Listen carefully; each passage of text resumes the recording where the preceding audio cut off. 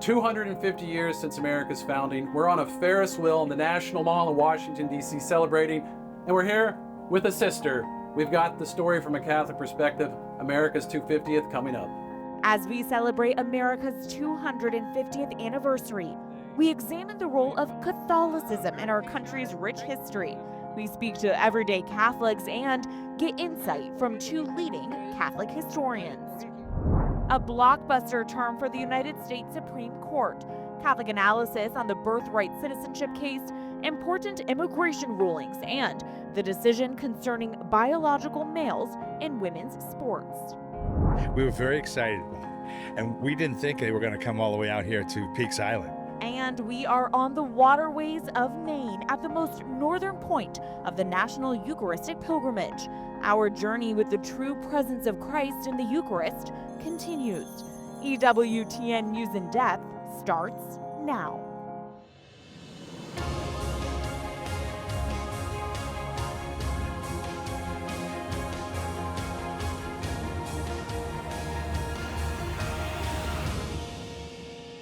We have to make sure that we're living for Jesus, with Jesus, and in Jesus.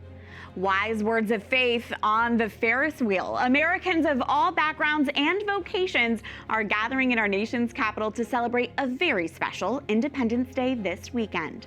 Welcome to EWTN News in Depth. I'm Catherine Hadro. Tomorrow marks 250 years since 13 defiant colonies declared their independence against a global empire, becoming the United States of America.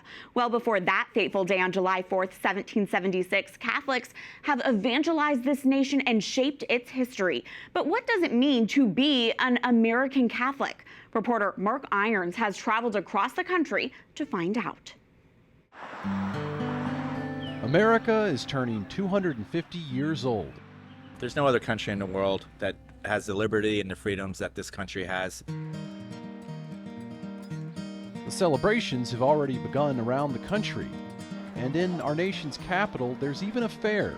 A ride on the giant Ferris wheel outside the halls of Congress provides stunning views as you look back to how this all began. Sister, 250 years of America. What does it mean to you? Well, of course, everything, in the sense of this is where I was born and raised. Of course, when you meet nuns in line for a Ferris wheel, you can't pass up the opportunity to join for a ride, and on this occasion, share some red, white, and blue reflections. We are so blessed that we probably take it all for granted. We don't really get up every morning and think, oh, look what we have here. What do we have? Well, not far from the Ferris wheel, the National Archives building lets you go inside and take a look. This is the rotunda where our founding documents are preserved. On July 4th, 1776, the founding fathers laid out the reasons for our separation with Great Britain in the Declaration of Independence. And 250 years later, people are lining up to take a look at that freedom-defining document. Though the signatures on the Declaration of Independence are quite faded now, the contributions of each founding father can't be erased, including those of the only Catholic signer, Charles Carroll. But the story of Catholicism in America begins centuries before Carroll or the Declaration he signed.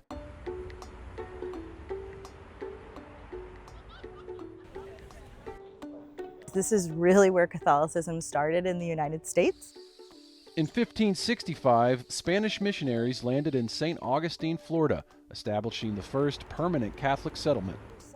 Katie Lockard is the archivist in the Diocese of St. Augustine. I am thrilled because I am the steward of the oldest Catholic records in the country. Inspecting the records, she has an insight into what the foundations of faith in America would have looked like. St. Augustine was a really multicultural community, and so it's really clear that everybody was invited, and there was a lot of evangelization that happened in this area. We have instances of people of color, indigenous, Spanish.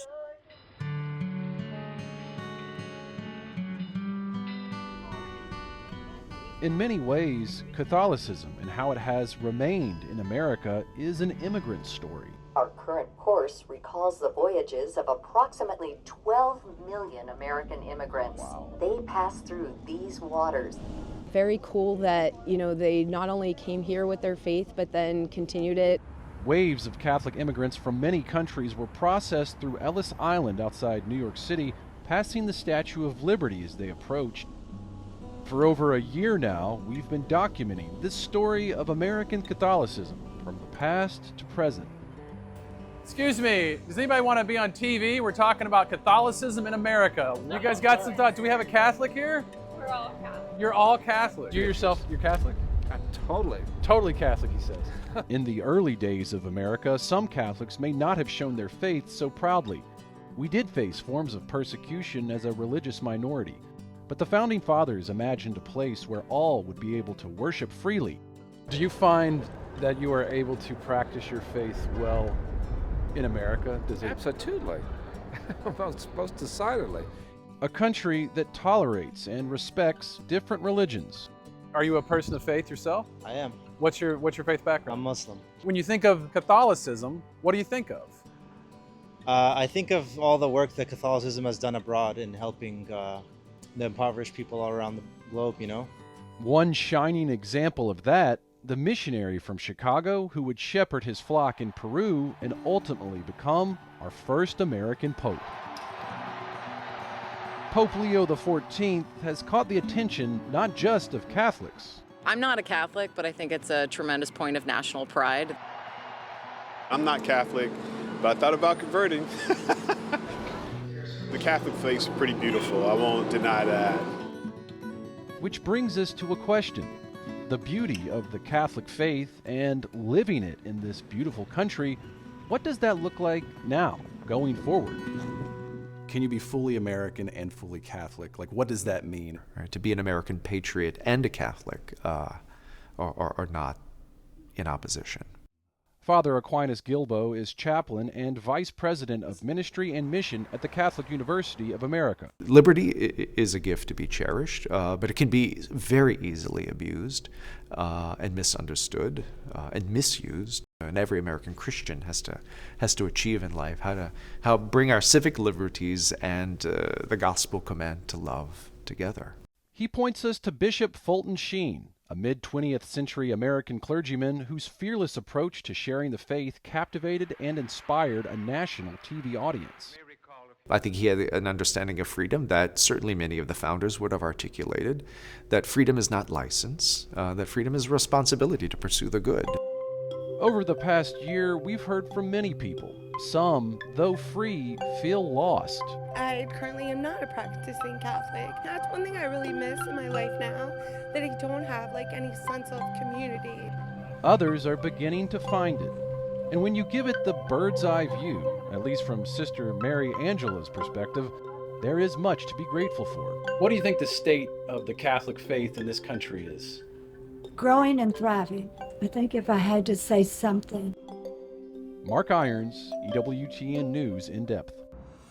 As we celebrate the 250th anniversary of our nation's founding this weekend and look at the role Catholicism has played in America's story, we are joined now by two distinguished Catholic historians.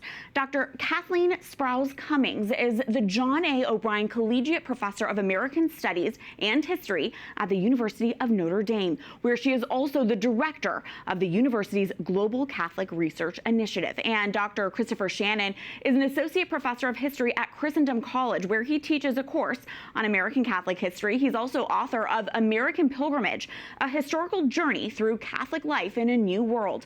Thank you both for joining us this week in particular. Kathleen, I'm going to start with you. We cannot discuss Catholicism in the U.S. without addressing the discrimination that Catholics have faced throughout U.S. history, especially as waves of Catholic immigrants made their way through Ellis Island into our country, largely in the 19th century. Can you take us back to the reality that immigrant Catholics faced, particularly during that time? Sure. It's hard to imagine today the extent to which Catholics were seen as not welcome in the United States. And the Catholic migrants from Europe in the 19th century had at least three strikes against them. They were very poor. They were from countries that were seen as undesirable, like particularly Ireland in the first half of the 19th century. And then later in the 19th century from places like Italy and other places in Southern and Eastern Europe. And then finally, they were loyal to the Pope. And anti-Catholicism in the 19th century often meant anti-papism, as many Americans believed that the Pope had imperial designs on the United States and that immigrants were going to help engineer a papal takeover. Chris, on that very note, there has historically been this tension between American patriotism and Catholicism. Tell us more about that, and do you think, does that tension persist today? Yeah, I think when Kathleen said it's hard to imagine, a time when, and part of the reason is because Catholics seem just so darn American now, that it's hard to imagine there was a time when they were different. And I think that speaks to this issue of the tension between being Catholic in America and being patriotic Americans. Catholics are always patriotic, but they were kind of patriotic on their own terms, particularly the way that they lived their life, both their faith and their patriotism, in a kind of local urban communities that really seemed like, just foreign countries to so much of the rest of America. And if there's less tension, I think, today between being Catholic and being American, it's largely because that cultural difference and some of the religious difference as well has disappeared. And I think that's the real kind of, to me, the main kind of issue that Catholics have to think about as they look back on these 250 years and where are we now. And I do want to come back to that shortly, but Kathleen, first, who are some American Catholic saints you might like to highlight for our viewers? I understand you serve as board chair at the National Shrine of St. Francis Cabrini in Chicago, the first American to be canonized a saint. That's right. The first American citizen to be canonized a saint in 1946. And actually, in just a few days, we'll be celebrating the 80th anniversary of Francis Cabrini's canonization, which took place right after the Second World War. It was a time when Europe and the world was emerging from the horrors of war, and it was a wonderful chance to celebrate how patriotism and sanctity blended in the life of this remarkable woman. And of course, Pope Leo visited her birthplace in northern Italy just 2 weeks ago. So another wonderful opportunity. I also think, though, about the first American-born saint, Elizabeth Ann Seton, who was born in 1774, so technically a British subject. And as people who were promoting her cause like to say, Seton grew up with the nation. She converted to Catholicism and founded one of the first religious communities of women in this country, some of the first Catholic schools. And then I can't help but think of Bishop John Neumann, who was Bishop of Philadelphia, and his shrine and where he lived was just steps away from Independence Hall. So when his cause for canonization was open, the Redemptorists who were promoting it often suggested pairing a pilgrimage to the Neumann Shrine with a visit to Independence Hall or Valley Forge battlefield. So again, that blending of patriotism and sanctity in the lives of these holy people. That's a really fitting reminder for this week in particular. Chris, looking at Catholics in politics, Al Smith was the first Catholic to be nominated for U.S. president by a major political party, and that was in 1928, and he faced severe anti-Catholic prejudice. John F. Kennedy, of course, famously became the first Catholic U.S. president in 1961. But Chris, in order for Catholics to be accepted today into politics in particular, is it possible to see them live an authentically Catholic witness in a public position, or do they have to kind of check the tenets of faith at the door?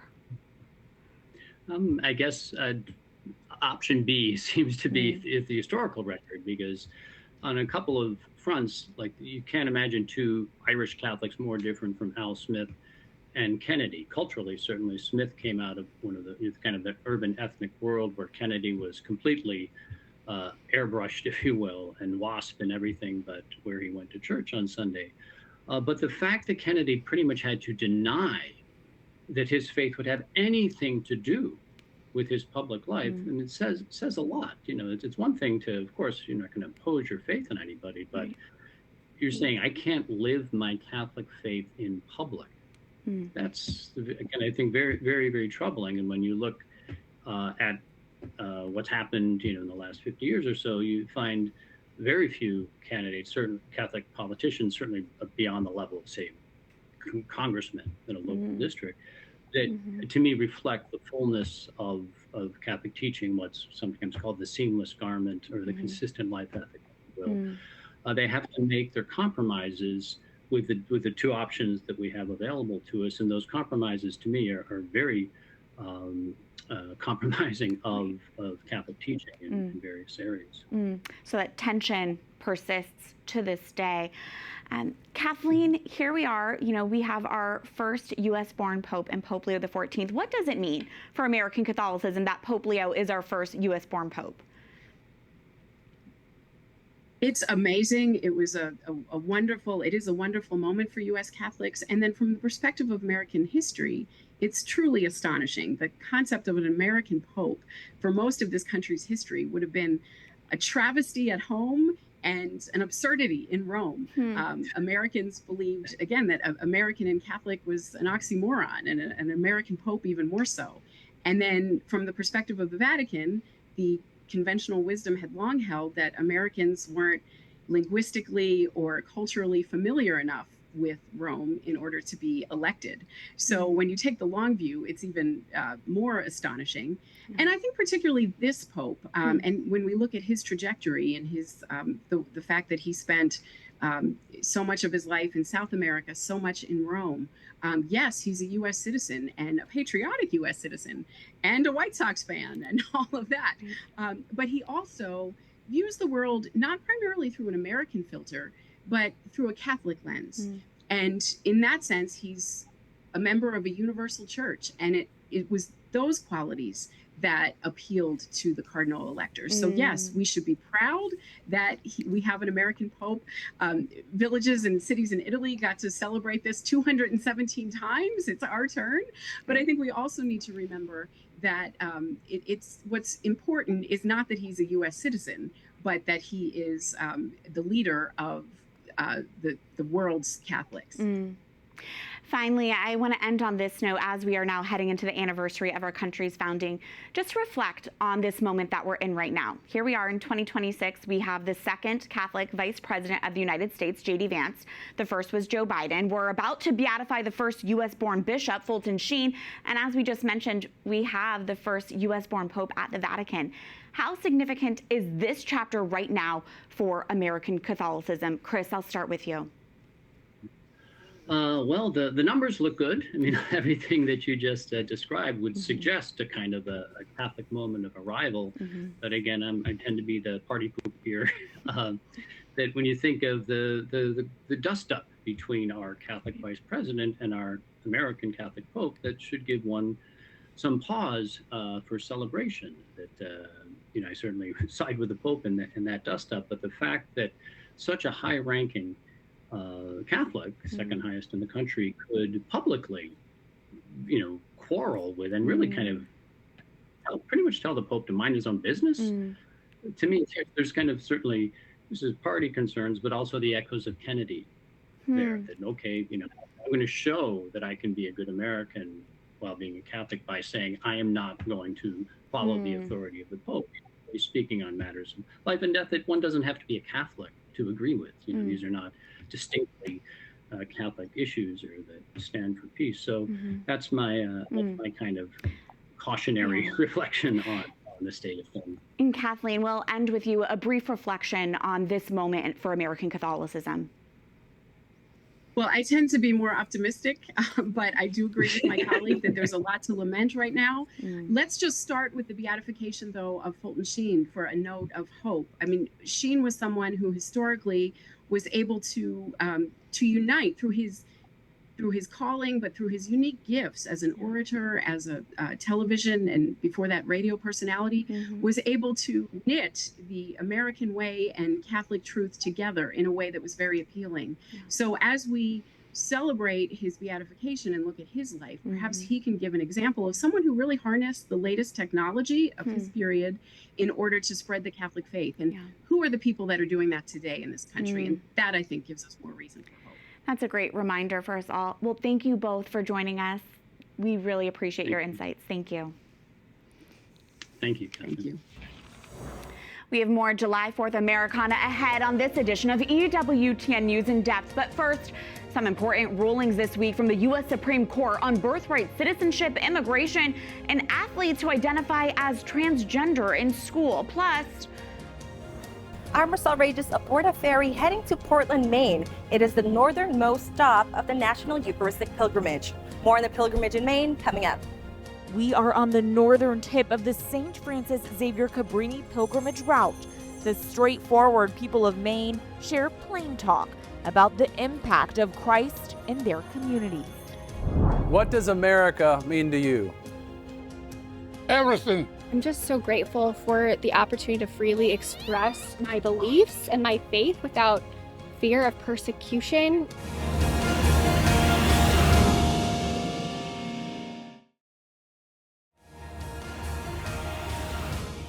With the end of June comes the end of another blockbuster term at the Supreme Court. In several high-profile cases, the justices ruled on major flashpoints for our nation, from gender ideology to the White House's strategy on economics and immigration.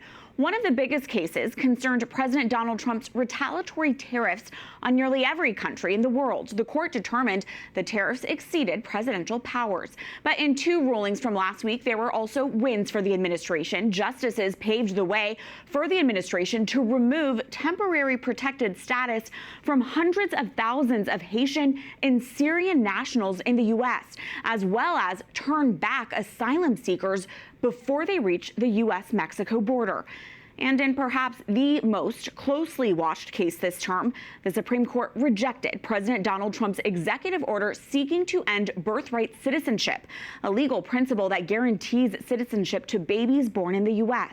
The court determined the order was unconstitutional because it contradicted the 14th Amendment, which confers citizenship on anyone, quote, born in the United States and subject to jurisdiction thereof. The decision impacts more than 200,000 babies born in the U.S. each year. The court was nearly split down the middle. 5 justices joined Chief Justice John Roberts in his majority opinion. Brett Kavanaugh agreed with the court's result, but not its reasoning. 3 justices dissented. In his majority opinion, Chief Justice John Roberts writes, citizenship then and now was the right to have rights to freely participate in our political community. The framers of the 14th Amendment extended that promise to every free-born person in this land. We keep that promise today. Justice Samuel Alito called the majority decision, quote, a serious mistake in his dissent. The 14th Amendment confers citizenship on only those children who at birth owe allegiance solely to this country. As we continue to unpack the significance of the Supreme Court's immigration ruling this week, our next guest brings a profoundly unique and Catholic perspective to the immigration debate. Paul Hunker is a partner at a Texas law firm that provides legal representation to immigrants on issues ranging from asylum and green card assistance to deportation defense and work visas and other complex immigration issues.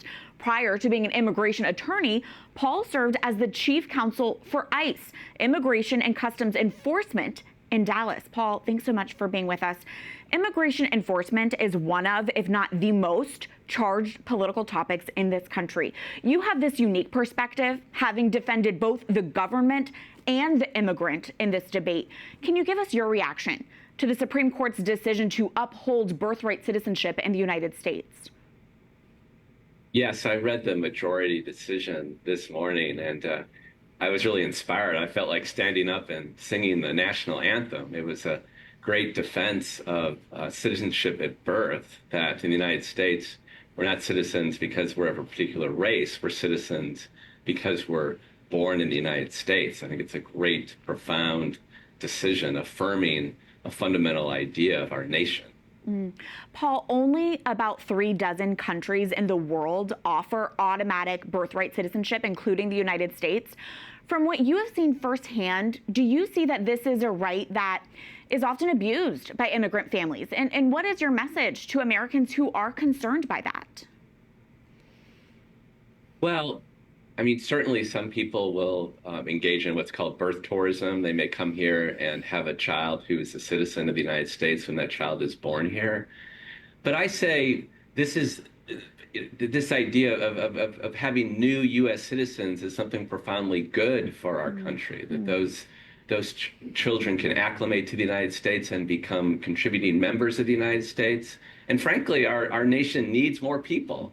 Our birth rate is declining, and we really need more people. So we should incentivize and we should support policies that give us more citizens rather than fewer citizens.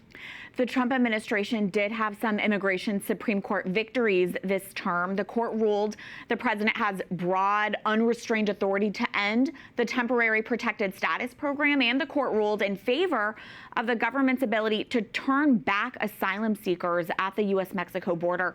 Paul, how significant are these rulings, and were you surprised by them? I was not surprised by those rulings.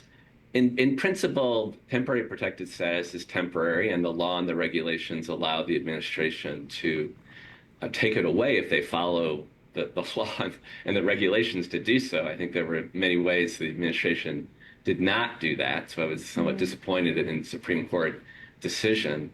I believe we do need a strong border. And I disagree with the decision that basically prohibits people from applying for asylum if they enter the United States illegally. I think there's better ways to do that, to consider those asylum applications on the border before those persons are allowed into the United States, adjudicate those decisions quickly.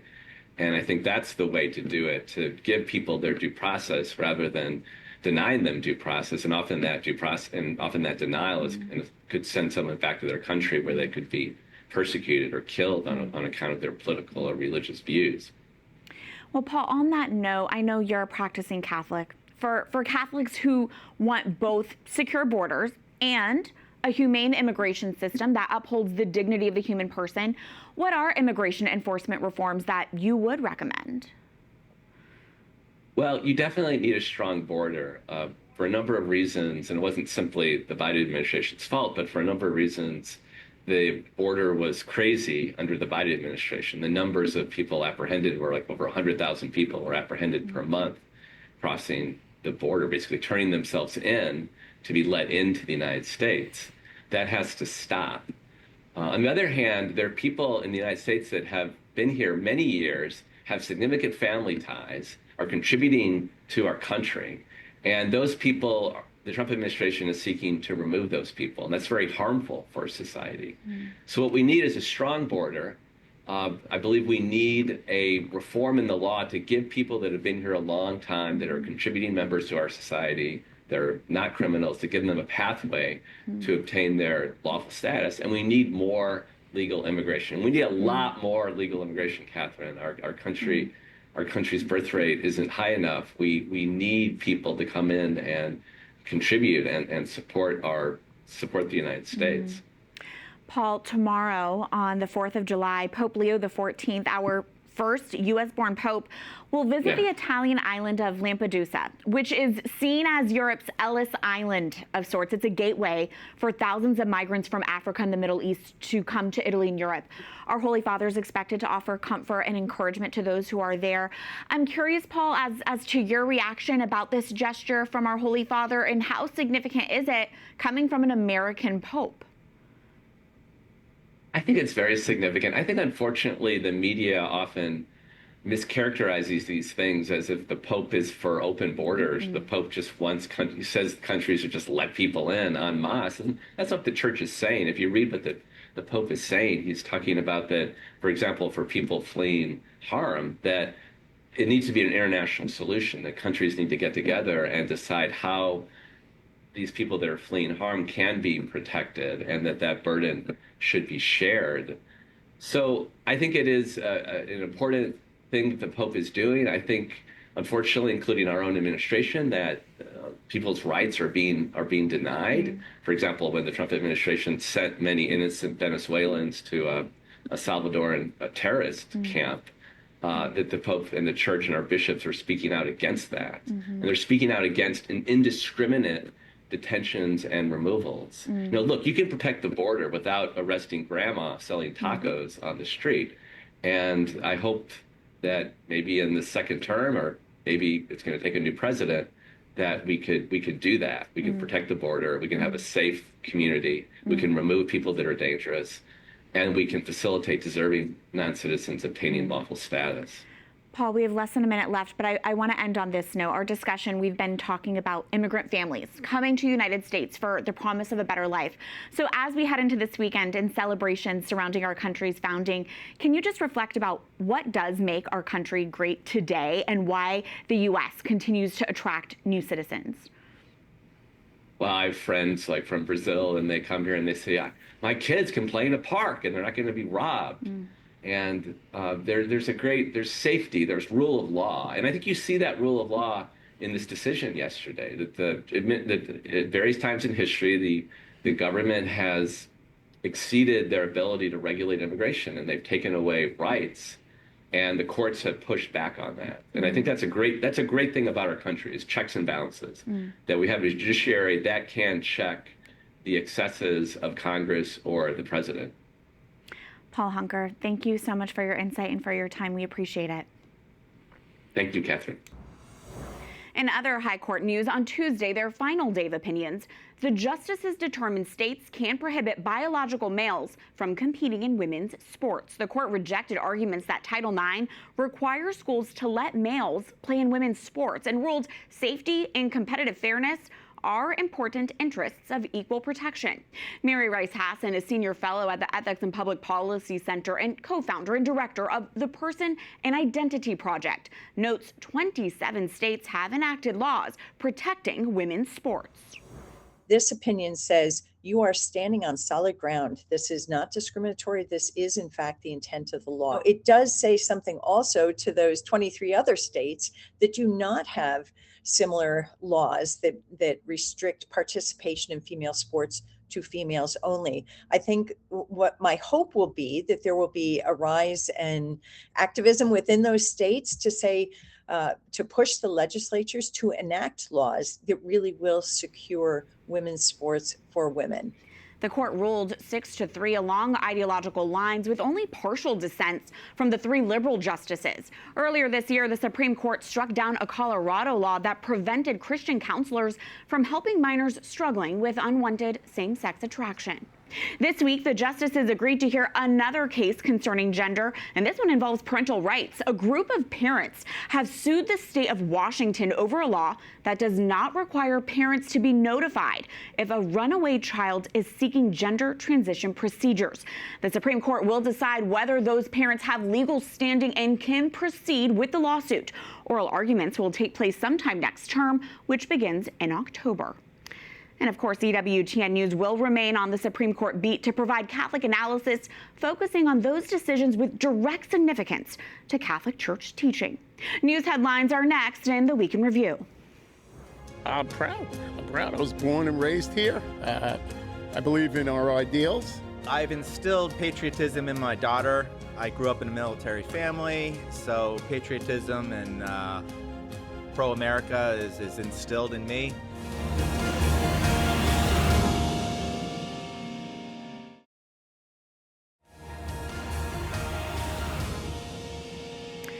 A desperate search and rescue mission in the wake of Venezuela's devastating earthquakes tops the Week in Review. More than a week after 2 historic quakes hit the city of La Guaira and surrounding areas, hopes of finding survivors fades with each passing hour. Apocalyptic scenes from the ground to Venezuela as civilians search rubble for friends and families with bare hands and shovels. More than 2,200 people have died and tens of thousands are still missing. Though Venezuela is rich in oil, a severe gasoline shortage means crucial heavy machinery cannot be used to help sort through debris. Thanks to the persistence of locals and the help of international aid workers, survivors continue to be found even days after the earthquakes. But a search and rescue specialist from the United Nations warns time is running out. Most rescues take place within the first 3 days. There is a subsequent window between 3 and 7 days, where search and rescue operations are still possible, though the probability of success drops significantly. While there are documented cases of people being found after 7 days, Those would be miraculous rescues. Many Venezuelans have expressed frustration at the authoritarian government's failure to quickly and adequately respond to the disaster and say locals and international agents have taken the brunt of the humanitarian response. The earthquakes have compounded an already dire economy and political turmoil. Talks between the U.S. and Iran appear back on track after the two countries exchanged attacks across the Persian Gulf earlier this week. U.S. jets struck Iranian military targets near the Strait of Hormuz after Iran attacked a Panama-flagged tanker. Tehran answered with strikes on U.S. infrastructure in Kuwait and Bahrain. But even as the waterway remains a key sticking point, American and Iranian officials noted successful indirect talks in Qatar on Wednesday. Vice President J.D. Vance told reporters that discussions are centered around traffic through the strait, and the much more complicated issue of Iran's nuclear program will be discussed later. We've got now oil at $68. We've got gas prices starting to come down, but really just ensuring that we continue to make the progress on that. And that's what they're focused on. And then, you know, obviously we're worried about the nuclear issue. We're going to start talking about that. So right now the talks are going well. It's still pretty early, but talks are going well. Tomorrow, Iran will begin nearly a full week of funeral ceremonies for its former supreme leader, Ayatollah Ali Khamenei. The Ayatollah, whose brutal regime stamped out widespread protests earlier this year, was killed in late February during the U.S.-Israeli strikes.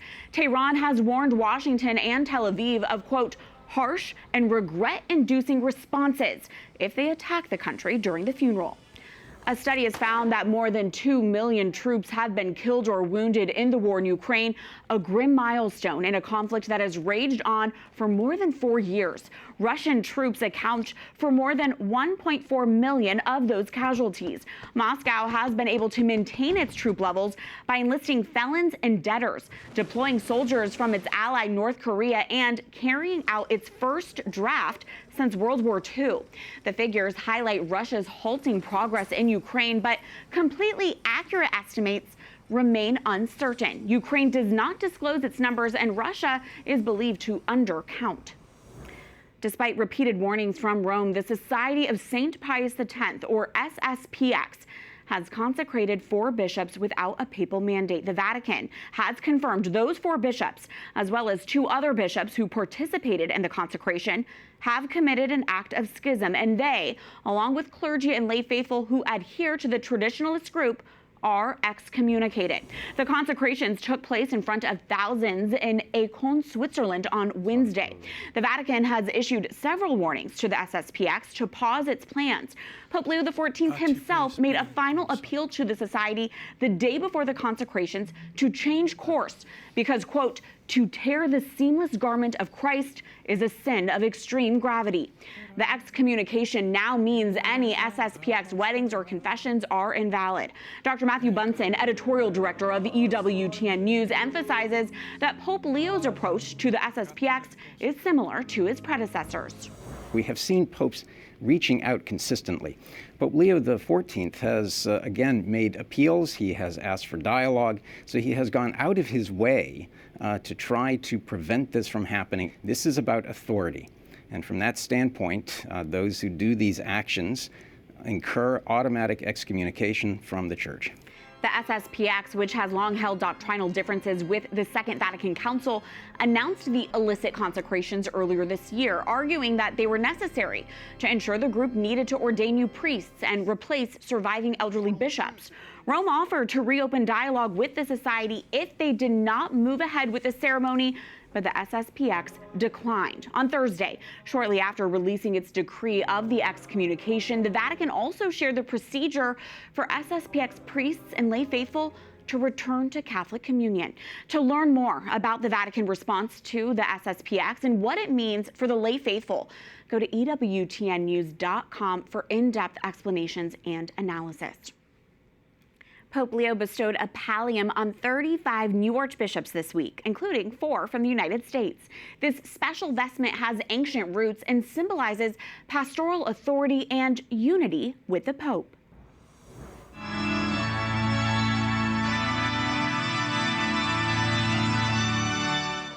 The Holy Father bestowed the pallia on the archbishops during Mass for the Solemnity of Saints Peter and Paul on Monday at the Vatican. The small garment of white wool with black crosses reflects the archbishop's role as shepherd of his flock and his unity with the Pope. You can see the Holy Father and now these archbishops wear the pallium around their neck when they offer Mass. Among the 4 Americans who received the pallium are Archbishop Ronald Hicks of New York, who reflected on the special moment with EWTN News. Being in his presence and praying to the Lord through the Holy Spirit as that pallium was put on me, I was filled with joy and awe, a sense of humility, a humbleness, just who am I? I am not worthy. Some of those things, and at the same moment of feeling this bond of unity with him and this beautiful call that I've received, it was awe-inspiring. It was overwhelming in a beautiful way. The other 3 American archbishops who received the pallium this week are Archbishop James Golka of Denver, Archbishop James Checchio of New Orleans, and Archbishop Mark Rivatuso of Mobile, Alabama. For centuries, popes have annually given the pallia to newly appointed archbishops in Rome. Pope Leo has returned to this tradition after his predecessor, Pope Francis, decided to let apostolic nuncios bestow the vestments on archbishops locally. We go to New England's Pine Tree State next. While we were walking with the Eucharistic processions and in the masses and the adorations, we just saw this peace, and it's beautiful to see. Peaceful life in the state of Maine, enhanced by the true presence of Christ. We are on the pilgrimage trail when we return.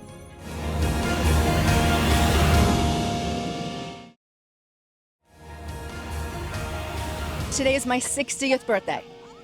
Thank you. And I could not think of a better way to celebrate my birthday, a milestone, than to be part of this procession, to worship and adore the living Jesus Christ.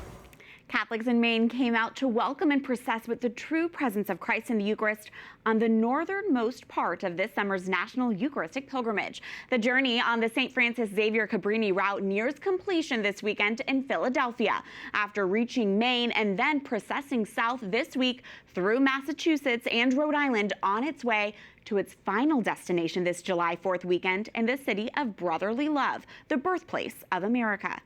EWTN News in-depth reporter Roselle Reyes made the trek up north to Maine, where she found Catholics there pleased that pilgrimage organizers decided to include a state considered one of the least religious in America today. We just wanted to come down and be part of this bigger Eucharistic pilgrimage with all these wonderful young people and just celebrate Jesus. Barbara and Owen Logue drove 3 hours to meet the National Eucharistic Pilgrimage at its northernmost stop. How does it feel to be a part of it? It feels really wonderful, very fulfilling, very Catholic. Known for its vibrant historic waterfront, fishing wharfs bringing in fresh seafood, and boats traveling to and from surrounding islands. This is Portland, Maine. Processing through downtown, passing many shops and offices, and curious faces. The Blessed Sacrament, front and center. This is really nice. If it reminds anybody that they are loved by God, I'm on board. And how does it feel that the National Eucharistic Pilgrimage is here in Portland and we're processing through downtown? Going downtown was lovely. I mean, it really, people were watching. People came out of their houses even to watch. I don't know, I did it because it's action. Prayer is really important, but we must put it together.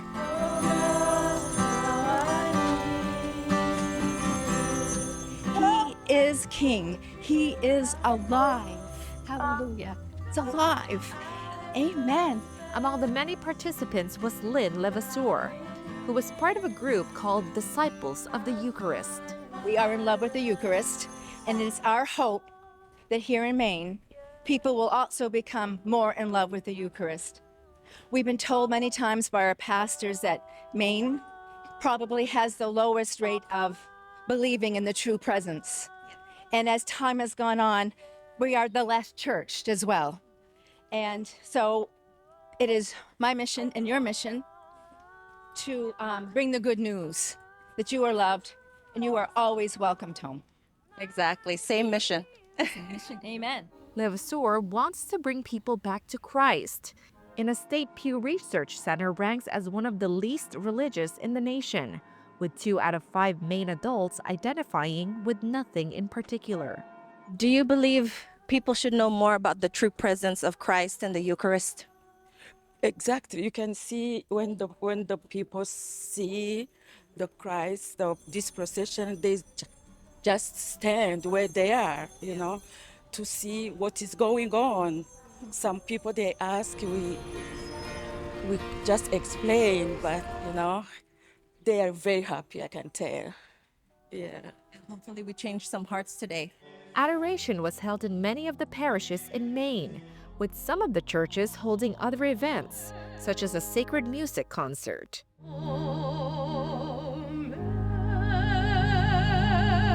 And the traveling shroud of Turin exhibit. At the Cathedral of the Immaculate Conception, the pilgrimage had a special welcoming committee greet them, the children from the church's summer immersion program. So the children were really excited to greet the Eucharist, and it was really beautiful because I said, what should we do when the Eucharist passes by? And they're like, we should kneel. So it was really beautiful. So they each had flower petals, and they tossed the flower petals so that when Bishop Ruggieri was carrying the monstrance with the Eucharist, they were walking on a bed of flower petals. As the director of faith formation at the Diocese of Portland, Maine, Abri Felicia incorporates daily adoration in the children's schedule and hopes that it may bear fruit one day.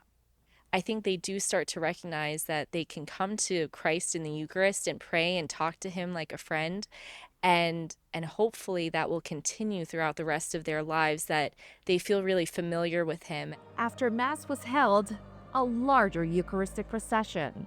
The faithful walked with Jesus from the cathedral to the Casco Bay terminal, where a ferry was waiting to take them to Peaks Island. Once known as the Coney Island of Maine, Peaks Island is the most populous island in Casco Bay, with a close-knit community of more than 1,000 year-round residents. We are on a ferry to Peaks Island. The Blessed Sacrament is behind me, leading the way, and as you can hear, the singing and chanting hasn't stopped. Once on shore, the Eucharistic procession continued, leading the pilgrimage to St. Christopher Church, a parish offering a spiritual home for both locals and seasonal visitors. What I love most about the pilgrimage is just having all these people here and to be able to process down through Portland and then and Peaks Island as well was really kind of a blessing. And it was neat because a lot of people came out of their houses and were on the porches and they were clapping and cheering us on. After adoration at St. Christopher Church, right outside, a cookout and social with the locals. There we met a group of sisters who drove 7 hours from northern Maine to be part of the National Eucharistic Pilgrimage. Well, every year, for the last couple of years, the sisters have been trying together to do a little pilgrimage somewheres.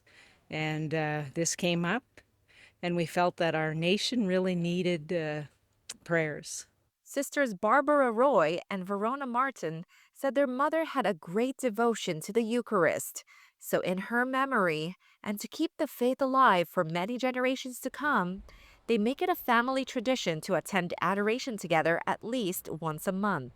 Jesus wants us to spread the faith, and this is one way of doing it, getting people closer to the Eucharist. I think it's probably the most important.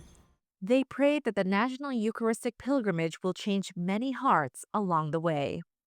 Roselle Reyes, EWTN News in Depth.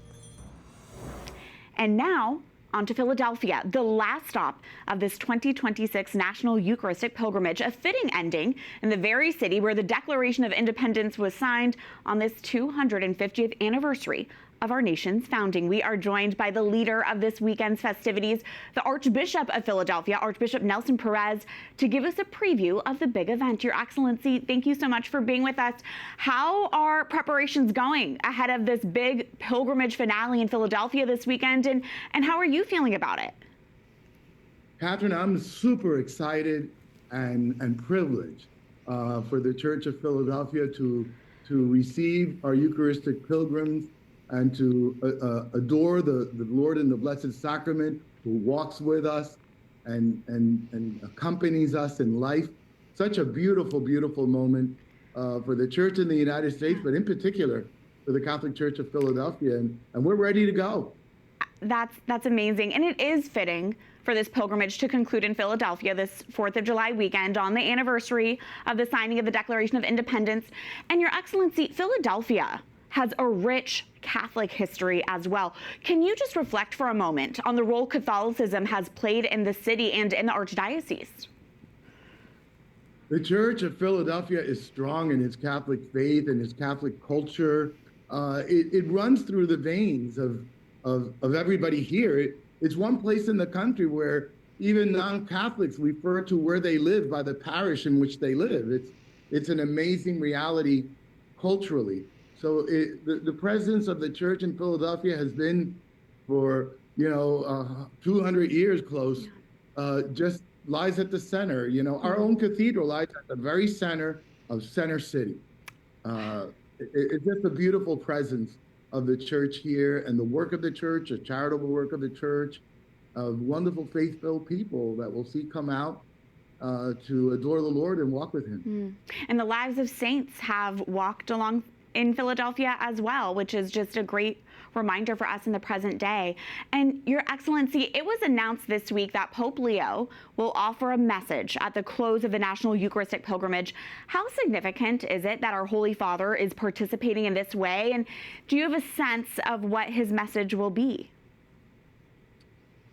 I am so profoundly grateful to the Holy Father for his willingness to give us this message to the pilgrims and the Church at large in the United States. It's a sign of his love for us, his care for us, and his walking with us along with our Eucharistic Lord. He was so gracious in doing that.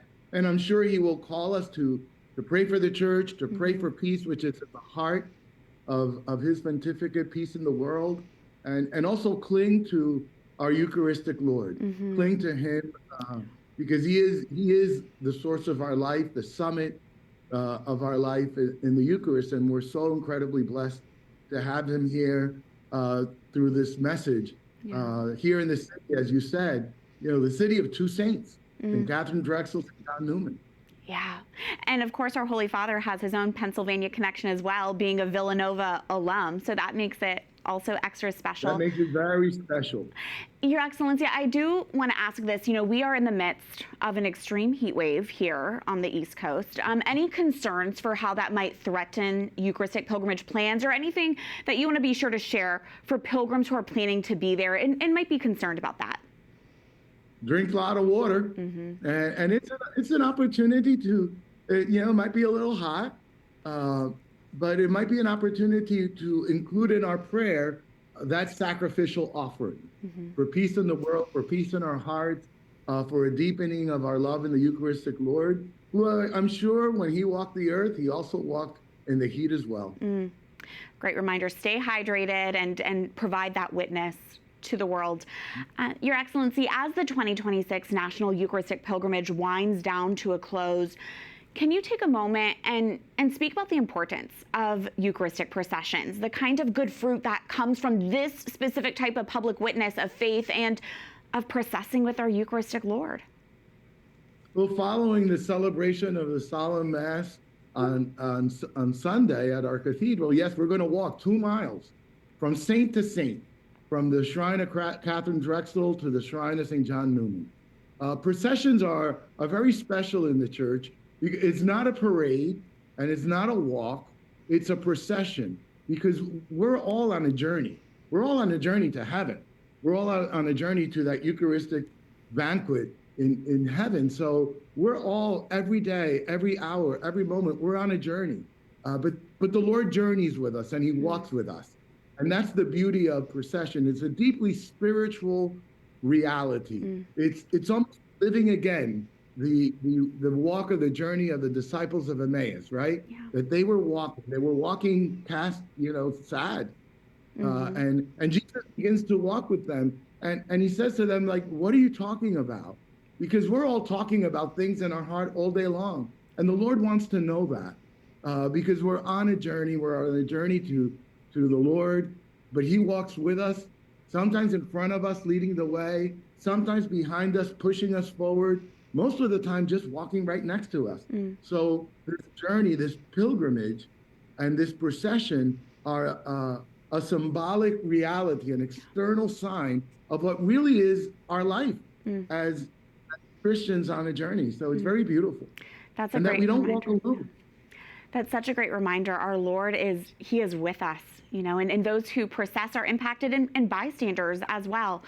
Finally, Your Excellency, as we celebrate America's 1776 founding this weekend, what role do you think the Catholic Church has in the U.S. today in 2026? What kind of witness do you think American Catholics are called to be right now, especially amid the modern day challenges?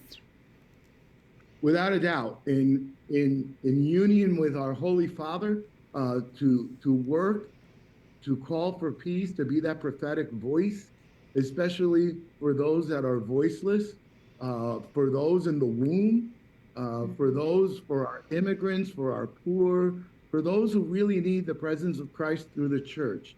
To remind all of us that the church, in capital letters, is the sacrament of Jesus Christ.